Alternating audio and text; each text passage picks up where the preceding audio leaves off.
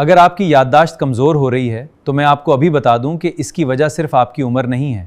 کیا کبھی آپ کچن میں گئے ہیں اور وہاں پہنچ کر مکمل طور پر بھول گئے آئے تھے؟ کسی جان پہچان والے کا نام زبان پر ہوتا ہے لیکن یاد نہیں آتا، تو اکثر لوگ کہتے ہیں کہ عمر ہو رہی ہے، لیکن وجہ صرف عمر نہیں ہوتی۔ آج میں آپ کو بتاؤں گا کہ 10 سے 20 سال تک بلڈ شوگر کا بار بار سپائک ہونا دماغ کی انرجی اور میموری کو کیسے متاثر کرتا ہے۔ کمنٹ میں میموری لکھ کر بتائیں، کیا آپ کو بھی چھوٹی چھوٹی باتیں بھولنے لگی ہیں؟ اب بھولنے کی بیماری یعنی ڈیمنشیا کی علامات اکثر اوقات مسئلہ شروع ہونے کے بہت عرصے بعد نظر آتی ہیں۔ پہلے مرحلے میں دماغ کی انرجی کم ہونے لگتی ہے، میموری ٹھیک رہتی ہے، بس کبھی کبھار تھکن محسوس ہوتی ہے۔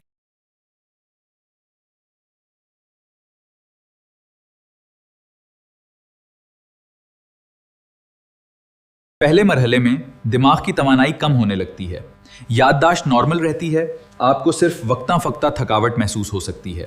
دوسرے مرحلے میں فضلہ جمع ہونے لگتا ہے اور دماغ کا وہ حصہ جسے ہپوکیمپس کہتے ہیں آہستہ آہستہ سکڑنے لگتا ہے۔ ضرورت ہوتی اس حصے کو بہت زیادہ انرجی کی ضرورت ہوتی ہے، لیکن اس مرحلے پر بھی میموری عام طور پر نارمل محسوس ہوتی ہے۔ تیسرے مرحلے میں نام یاد رکھنا مشکل ہو جاتا ہے، نئی چیزیں سیکھنا یا صحیح الفاظ تلاش کرنا۔ یہ مرحلہ آپ کی 30 یا 40 کی دہائی میں بھی شروع ہو سکتا ہے۔ چوتھے مرحلے میں اکثر خاندان کے افراد سب سے پہلے نوٹس کرتے ہیں۔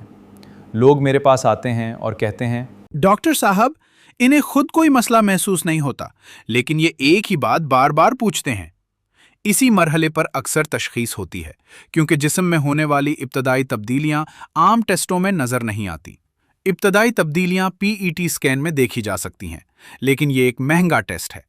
کینسر میں بھی PET اسکین استعمال کیا جاتا ہے۔ اس میں جسم کے وہ حصے نظر آ جاتے ہیں جو زیادہ گلوکوز استعمال کر رہے ہوتے ہیں۔ لیکن الزائمر میں معاملہ اس کے برعکس ہوتا ہے۔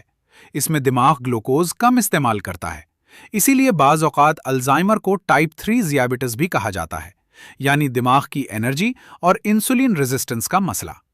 بلڈ میں گلوکوز موجود ہوتا ہے، لیکن دماغ کے نیورونز اسے صحیح طریقے سے انرجی میں تبدیل نہیں کر پاتے۔ اسے مچھلی کے ٹینک کی مثال سے سمجھتے ہیں۔ اگر مچھلیوں کے ٹینک کا پانی گندا اور زہریلا ہو جائے تو مچھلیاں بیمار ہو جائیں گی۔ آپ انہیں دنیا کی بہترین غذا دے دیں، ہر علامت کی الگ الگ دوا بھی دے دیں، لیکن جب تک پانی صاف نہیں ہوگا مچھلیاں ٹھیک نہیں ہوں گی۔ بالکل اسی طرح ہمارا جسم بھی مختلف سگنلز پر چلتا ہے، جیسے انسولین، کورٹیسول، سوزش، نیند کا معیار اور آنتوں کی صحت۔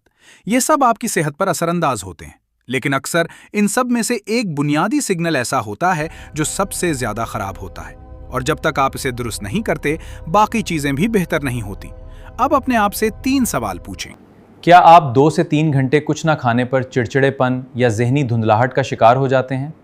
کیا آپ رات کو 2 یا 3 بجے جاگتے ہیں؟ کیا آپ روٹی، چاول، مٹھائیاں یا زیادہ کاربوہائیڈریٹ والا کھانا کھانے کے بعد ذہنی طور پر سستی یا نیند محسوس کرتے ہیں؟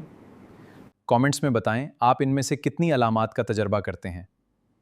اب بات کرتے ہیں وائٹامن B1 کی۔ ہائی بلڈ شوگر اور انسولین کی وجہ سے پیشاب کے ذریعے وائٹامن B1 زیادہ خارج ہوتا ہے۔ عام حالات کے مقابلے میں یہ نقصان 16 سے 24 گنا تک بڑھ سکتا ہے جب گلوکوز مسلسل زیادہ ہو۔ جب جسم میں B1 کم ہو جاتا ہے تو انرجی بننا بھی کم ہو جاتی ہے، کیونکہ B1 گلوکوز کو مائٹوکونڈریا یعنی جسم کی انرجی بنانے والی فیکٹری تک پہنچانے میں مدد دیتا ہے۔ اسے گاڑی کے سپارک پلگ کی طرح سمجھے۔ گاڑی میں فیول موجود ہو لیکن سپارک پلگ نہ ہو تو انجن نہیں چلے گا اور فیول استعمال نہیں ہو سکے گا۔ جب B1 کم ہوتا ہے تو جسم انرجی بنانے کے لیے گلائکولائسس پر چلا جاتا ہے۔ اس کا مسئلہ یہ ہے کہ اس سے انرجی کم بنتی ہے اور لیکٹک ایسڈ زیادہ بنتا ہے، اور یہی لیکٹک ایسڈ اور زائمر کے مریضوں کے دماغ میں بھی زیادہ پایا جاتا ہے۔ لیکٹک ایسڈ آکسیجن کے استعمال کو متاثر کرتا ہے، اسی لیے تھکن، کمزوری اور برین فوگ محسوس ہوتی ہے۔ B1 کی ایک خاص شکل بینفوٹیامین بھی ہے۔ اس پر الزائمر اور ذیابیطس کی وجہ سے ہونے والے اعصابی نقصان کے حوالے سے تحقیق جاری ہے۔ یہ ہائی بلڈ شوگر سے بننے والے نقصان دہ بائی پروڈکٹس کو کم کرنے اور اعصاب کی حفاظتی تہ کو سپورٹ کرنے میں مددگار سمجھی جاتی ہے۔ نیشنل انسٹیٹیوٹ آف ایجنگ کی جانب سے بھی بینفوٹیامین پر الزائمر کے حوالے سے کلینکل ٹرائلز کیے گئے ہیں۔ اب کرنا کیا ہے؟ सबसे पहले रिफाइंड शुगर और रिफाइंड कार्बोहाइड्रेट्स कम करें, जैसे मिठाइयाँ, मीठी ड्रिंक्स, बेकरी आइटम्स, मैदा और हद से ज़्यादा सफ़ेद रोटी और सफ़ेद चावल। अपनी ग़िज़ा में प्रोटीन, सब्जियाँ और कम प्रोसेस्ड ग़िज़ाएँ ज़्यादा शामिल करें। अगर मोटापा है, ख़ानदान में ज़याबितिस की हिस्ट्री है या शुगर का ख़तरा मौजूद है, तो फास्टिंग ग्लूकोज और HbA1c ज़रूर चेक करवाएं। इंटरमिटेंट फास्टिंग भी इस मामले में बहुत मददगार साबित हो सकती है। इस पर ज़रूर गौर करें। आखिर में मैं यही कहूँगा कि अपनी मेमोरी को सिर्फ उम्र का असर समझकर नज़रअंदाज ना करें।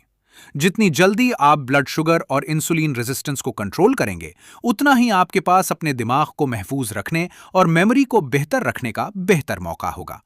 इस वीडियो को उस शख्स के साथ ज़रूर शेयर करें जो बार बार चीज़ें भूल रहा है।